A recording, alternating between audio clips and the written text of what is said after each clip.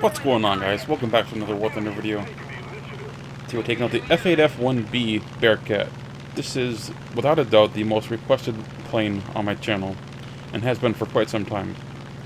I've always been reluctant to take out the Bearcat because I never had good luck with it. Starting with the very first one, the one with originally M3 machine guns, and then they switched it to M2.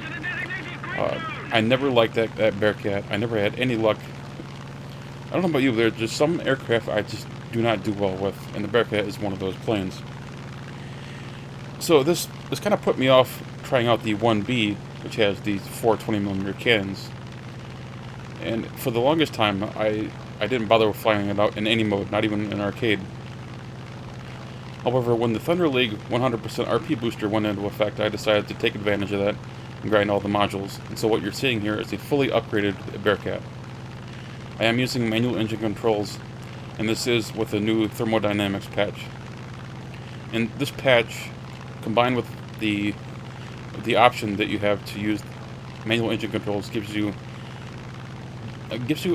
a whole new plane, in my opinion, compared to the Bearcat prior to the thermodynamics system. Right now we are on New Guinea, which is not my favorite map, especially as an American pilot. The Americans spawn on the ground, the Japanese spawn in the air, and so you have you're kind of in a bad situation where they always have altitude advantage over you. Now, if you're wondering what I'm using for manual engine controls, it's 50% radiator for most of my time in this battle. I'm using 100% throttle, although I do use WEP on occasion to get up to altitude. You're definitely going to need WEP on occasion. You just can't use WEP quite as extensively as you would prior to the thermodynamics patch, because you'll just burn out your engine, even with radiator open fully. Make my first dive on this J7W1 because I didn't want to stay in those clouds and try to fight something I couldn't actually see. Full throttle, open up on J7, light him on fire. Second burst takes him out. I look behind me and I find that I got a tail. Got an N1K trailing me very closely. So I take advantage of this B-17 that's in the area. I'm going to use him as bait.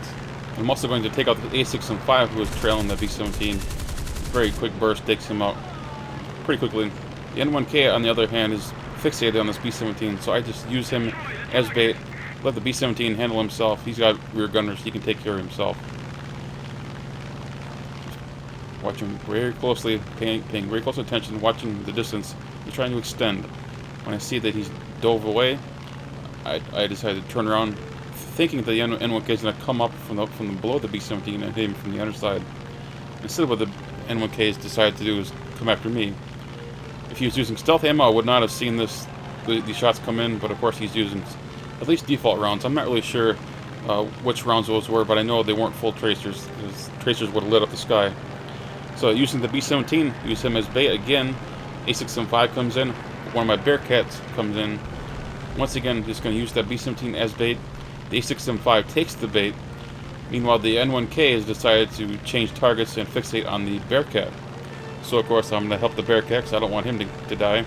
Just trying to land up a shot, but without obviously hurting the Bearcat because he's very close. Bearcat's very maneuverable, but the N1K is better at turn fighting. So when you're in a Bearcat, I don't recommend turn fighting the N1K. But of course, what am I going to do here? I'm going to turn fight the N1K. But I know what I'm doing, and I have an exit strategy in mind if I have to, but I don't need it because I end up lighting this guy on fire with one quick burst. And that is the power of those American 20 mils. They are incredibly powerful. So with the third target eliminated, I fixate on this A6M5 who has targeted my B-17. And earlier I mentioned the B-17 can generally take care of itself, and this just goes to show you that it can. The A6M5 just sits on this B-17's butt and gets lit on fire like a Christmas tree. This is why you don't sit on a bomber's tail like that. I don't care what bomber it is, even if it's like a little HE-111, you just don't do that. You want to make very fast slashing attacks. You don't want to give those bomber gunners any chance to shoot you down. You want to put yourself in those gunners' views for as little time as possible. And having said all that, let's go ahead and fast forward to the end of this video where we find the last couple of enemy fighters. And here we go, several minutes later, we finally find the last couple of fighters. It's actually two fighters and a bomber. A J7W1 and a Key 84. The Key 84, who I was most fearful of, actually crashes Reasons unknown. Anything could have happened. I'm not going to judge. The J7W1 is not a great fighter, but it is very capable of decimating a team because of its powerful guns and its energy retention. He dives on the bomber. He has the same outcome as the K-84, however. And there he goes. Another one bites the dust. Another one bites the dust. This poor guy. I suspect that he actually overcompressed when he was diving on that bomber. And he actually gets credit for the kill on the bomber here in a minute. A little kill after the graveyard, if you will. So now it's just a dive for the last enemy bomber. And this I have to say is pretty typical of what I'm facing in the Bearcat.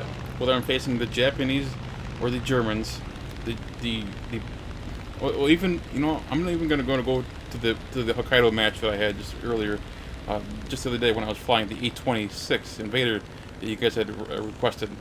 So we start off, we obviously take off. Well, I get the air spawn because I'm a bomber, but this Bearcat pilot, he's like, oh my god, we're gonna lose. We have 6 bombers, 3 fighters, we're done. It's over. He ends up surprising himself when he proceeds to carry the team.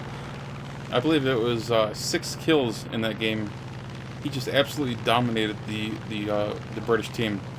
Spitfires, Tempest, it didn't matter what they threw at him, even Tempest 2s.